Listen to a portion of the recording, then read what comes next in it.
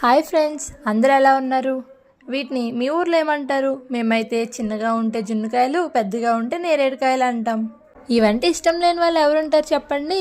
పుల్ల పుల్లగా, వగరుగా చాలా బాగుంటాయి. వీటిని ఇలా డైరెక్ట్గా తినటం కన్నా కూడా ఉప్పులో వేసుకొని తింటే ఇంకా చాలా బాగుంటుంది.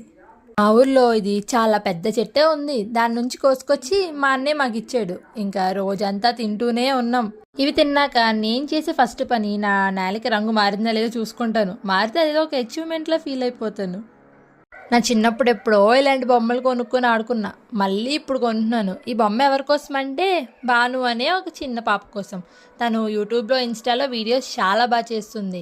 తన ఇన్స్టా పేజ్ వచ్చేసి భాను విలేజ్ థాట్స్.